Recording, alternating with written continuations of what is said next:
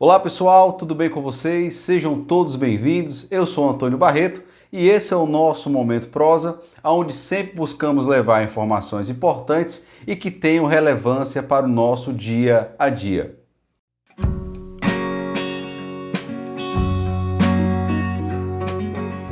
Pessoal, e para iniciar o nosso Momento Prosa de hoje, eu quero falar um pouquinho sobre geração de emprego no Brasil.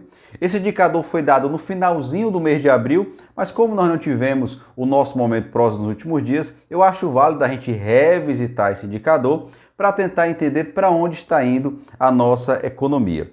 O indicador é referente ao mês de março e ele fala o seguinte, que a geração de emprego, que é o CAGED, esse dado é dado pelo Ministério do Trabalho, nós tivemos um saldo positivo quando a gente olha as admissões menos as demissões de 244 mil novas vagas de emprego. Esse é um dos melhores meses de março na série histórica. E quando a gente vai olhar para os setores da economia que teve essa geração de emprego, dos 5 setores analisados, nós tivemos 4 com saldo positivo.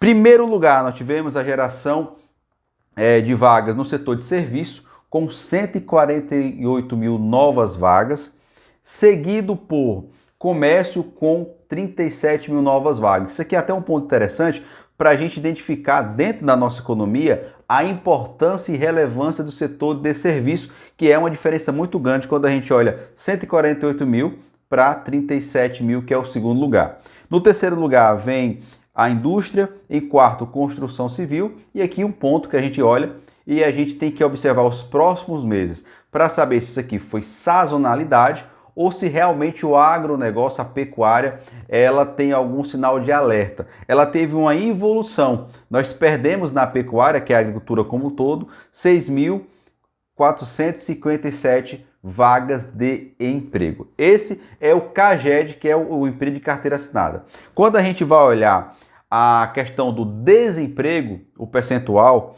nós tivemos um crescimento no último trimestre, né, que a gente pega janeiro a março de 2024. Foi acumulado um desemprego de 7,9%. Quando a gente olha o fechamento de 2023, nós tínhamos 7,4%. Mas mesmo assim, com 7,9%, é uma das melhores dentro da série histórica avaliada, uma das melhores taxas de desemprego. E ainda, além de estar mesmo com a tendência de alta, que é uma sazonalidade, segundo o IBGE, nós tivemos um crescimento real no salário de 1,5%, tendo um salário médio de admissão de R$ 3.123. Pessoal, e seguindo com o nosso Momento Prosa, eu quero falar sobre o IPCA referente ao mês de abril de 2024. Ele veio 0,38, levemente acima do que o mercado esperava, o mercado projetava 0,35, mas quando a gente olha abril de 2023, ele veio a menor, 0,23. Quando a gente dá uma mergulhada nas contas que vem no IPCA, para ver o que teve maior impacto, a conta que teve maior impacto foi saúde e cuidado pessoais, que foi puxado pelo reajuste nos produtos farmacêuticos, que foi no finalzinho do mês de março e pegou todo o mês de abril. Esse teve 0,15 de peso, seguido pelo seu par, alimentos e bebidas, puxado principalmente com a alimentação no domicílio, que também teve alta de 0,15, tá? A inflação, ela é algo que você deve levar em consideração e principalmente a questão de alimentação. Algumas pessoas, ela olha e fala, olha, fala que só subiu 0,15, mas aonde eu faço a minha compra ficou muito maior do que isso comparando o mês passado. Mas você tem que levar em consideração que é uma média das principais capitais, então vai ter lugar que realmente a inflação vai estar maior do que isso e algum lugar que vai estar próximo dessa média, tá? E também outro fator relevante que a gente tem que levar em consideração é referente à tragédia que está acontecendo no Rio Grande do Sul, uma vez que o Rio Grande do Sul é um dos maiores produtores aqui do Brasil, principalmente de arroz. Então, como o arroz é um item muito importante na vida de todos os brasileiros, provavelmente nós vamos ter uma elevação no índice de alimentação nos próximos meses. Pessoal, e na nossa busca de encontrar informações que possam nortear para onde está indo a economia do Brasil, eu vou falar um pouquinho sobre o resultado primário referente ao primeiro trimestre de 2024 e o primeiro trimestre de 2023. Vamos comparar um ano com o outro para a gente ver como é que está a nossa economia, tá bom? Eu vou iniciar pelo primeiro trimestre de 2023. Em janeiro, nós tivemos um superávit. O que é isso? O governo arrecadou mais do que gastou, de 78 bilhões. Já em fevereiro daquele mesmo ano, nós tivemos um déficit, ficou devendo 40,9 bilhões de reais. E quando a gente olha em março, também ficou devendo 7 bilhões de reais. Então, naquele ano, nós tivemos o superávit do primeiro trimestre de 31,2 bilhões. Então, ficou esse saldo positivo.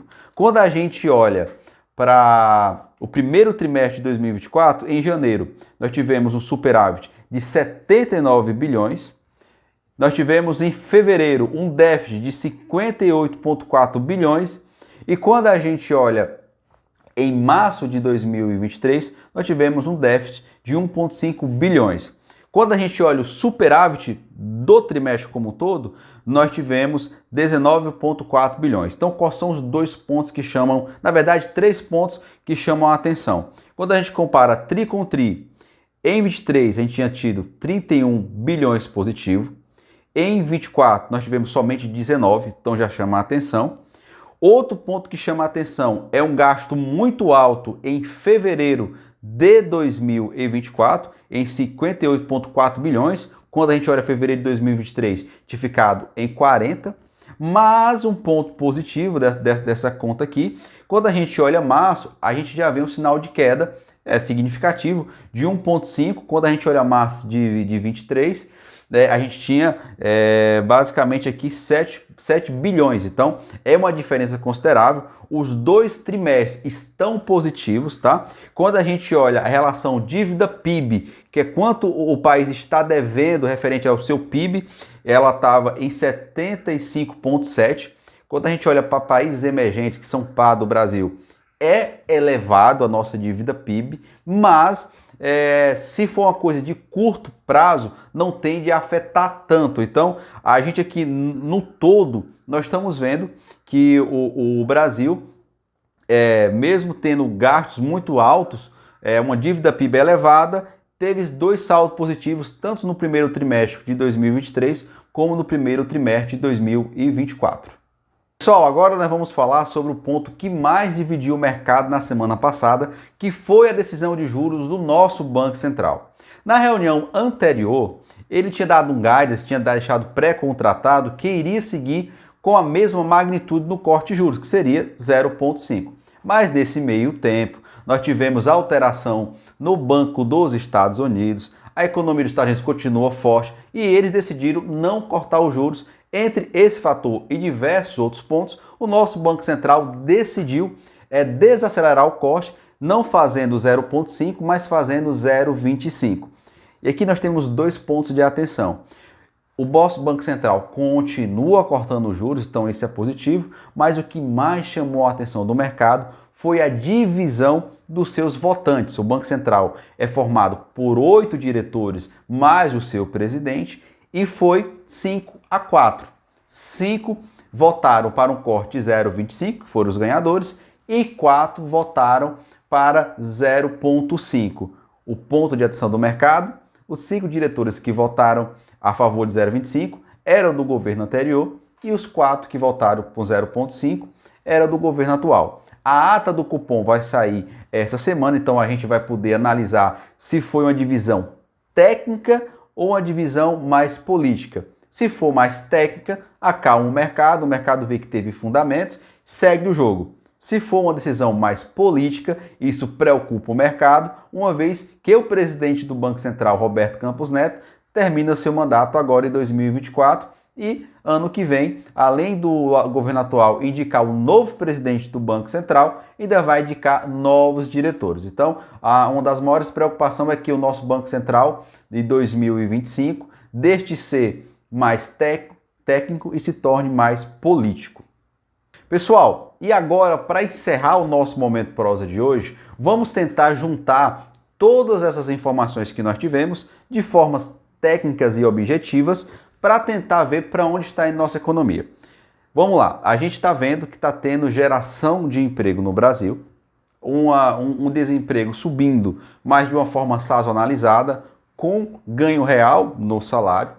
Quando a gente olha a nossa inflação, que é o principal imposto que mais machuca as pessoas, nós temos uma inflação que na sua média está dentro da expectativa. Quando a gente olha para as contas do governo, nossa maior preocupação, mas nós temos um superávit e quando a gente compara ano contra ano, os 2 anos tiveram superávit, então a gente continua com uma boa expectativa para 2024. Quando a gente olha para os nossos juros, que é o que fomenta a economia, se os juros caem, as empresas elas buscam mais dinheiro nas instituições financeiras porque está mais barato e, consequentemente, vão investir, vão contratar e vai ter uma economia mais pulsante.